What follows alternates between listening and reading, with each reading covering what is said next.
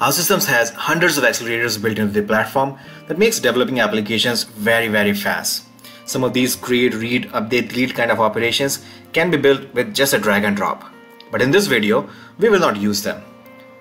We will try to build the applications manually just to have a better understanding.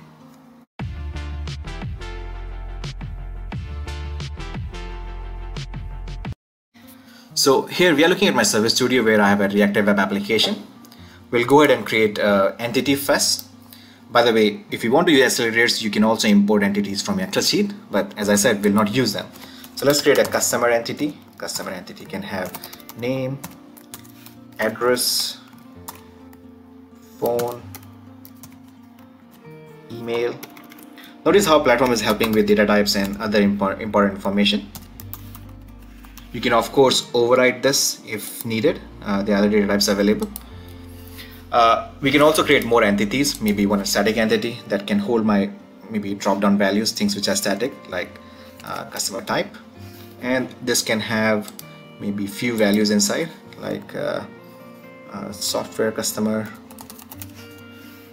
or it could be a service customer, or it could be a prospect. Now thereafter we can go into the data model and link these two entities together. So customers will have a type, and let's just for now assume that this is what my database looks like. Thereafter we'll go into the interface screen and we'll build the screen, and we can drag and drop the screen. We will not use any of the screen templates or the default scaffolding, so I'm going to use the blank, the empty one, and let's say it's our customers. We can also give it a title, and then we'll display the list of customers here. Cool. So the important information is being shown here. Now if you want to spend a bit more time, we can try to make it nicer. For example, we can use some of these widgets here available, like maybe phone number is something that we want to make more prominent on the screen so anybody can see it clearly. We can also work on the visual style sheet. So if you select any element here, next to the properties there is a styles tab that allows you to add styling to this element. This can also be saved into a CSS so that it becomes reusable and gets saved into your CSS, which is also available from here. Okay, so next we also want to show the details of this customer when somebody clicks on, let's say, the customer name. We will do it by linking it to a new screen that will show the details. Again, we'll start from scratch. Let's say this is the details page, create. The moment we do that, platform has created the details page and there's an input parameter that is coming in, the customer ID. Now with this, what we can do is right click and fetch data from database to retrieve the details of this customer. So in this case, we'll get the customer entity here, and we'll add a filter so that we only get the details of that one particular customer. We'll say the customer ID is equals to the customer ID that we are getting from the listing page. And with this, we only now have details of one particular customer. Now this can also be displayed in the form of a form basically. So just drag and drop this here and put the customer ID inside. Okay, so there you go. This page will display the details of the customer. Now thereafter, if somebody wants to modify something in here, we can also provide logic, which is where we can save the information. So in the entities itself, there's already these CRUD operations available. Let's say we use the creator update. I do intend to use the same piece of logic for new customer also. That's why creator update is better compared to just using the update. And as input parameter to this, we'll pass on the information. As you remember, this is the details we are getting from the query, and this is what we have tied earlier to the form, and this is what we can save in database as well. So let's just look back, see if things are okay. Maybe we can perhaps put a title here, looks empty, and the logic is in here as well. What we can also put is, after saving the information, we can redirect back the user to the home page, and looks okay. Now beyond that, the last part, so we have at least I think two more things to do. First thing is being able to add new customer.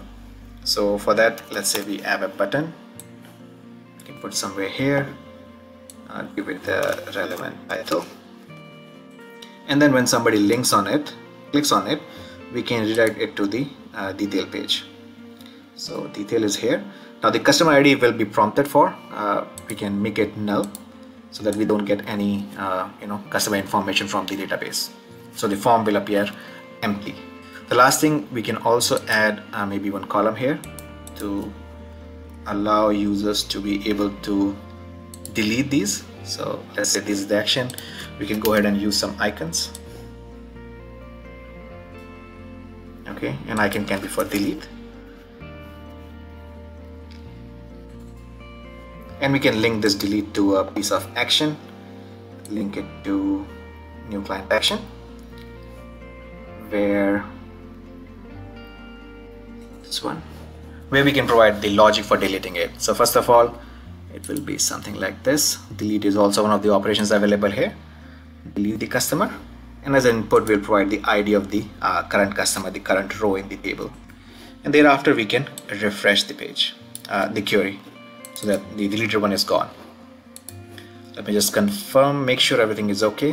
One last feature perhaps we can add here is for ability to delete all the customers. Let's say we use another button to trigger it. We'll call it delete all. Ideally it should appear after the add button. That seems logical. And such functionalities like deleting all the records in the table are quite serious, so we better use confirmation field here to confirm from the user. So the string in inverted commas, are you sure? Question. Done. If the user still confirms and goes ahead, that's where we provide the logic, which is where we'll run a server action to delete all the records. It will be a new one that we're going to write, and we'll provide its implementation under the action. So first of all, give it a relevant name, delete all customers. Okay, and in here first of all we'll get the list of customers, like everybody from our customer entity, and then we will loop over using the for each. In the for each we'll provide the list that we are getting from the query above, and for each of those records we will use the delete operation, and we'll link it together with delete. Now for delete we have to pass on the ID of the customer which has to be deleted. So in this case this will be the current. We'll go ahead with the platform suggestion, and then we'll create a loop until all the records in the entities are deleted. So this will delete all the customers. This was the action, delete all customers.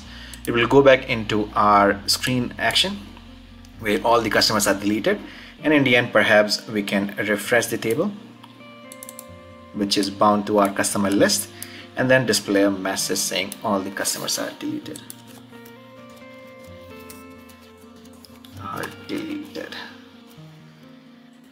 Success. And that's it. Let's look at the screen. Looks okay. Go ahead and publish it. So what we have done is built a customer management module where we have customer listing, detail, ability to add new customers, ability to delete the customers, and also ability to delete all the customers. Basically, we were able to implement all the CRUD operations quite fast still. So the publish is complete. Let's go ahead and launch the application. This was our landing page where we have customer list. So far it's blank. So we'll quickly go ahead and add a couple of customers in there. Let's say John, some dummy phone number, and type could be this. We can also add one more. So another one could be Mary, could be Singapore, information, and the type could be prospect. Now this was adding a new customer. We can also go ahead and perhaps add an email for Mary. So this is here.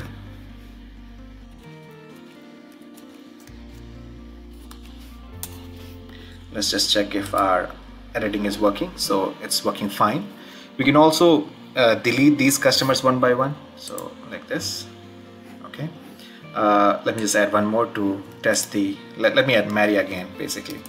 So test the delete all function, something like in Singapore, something, save her.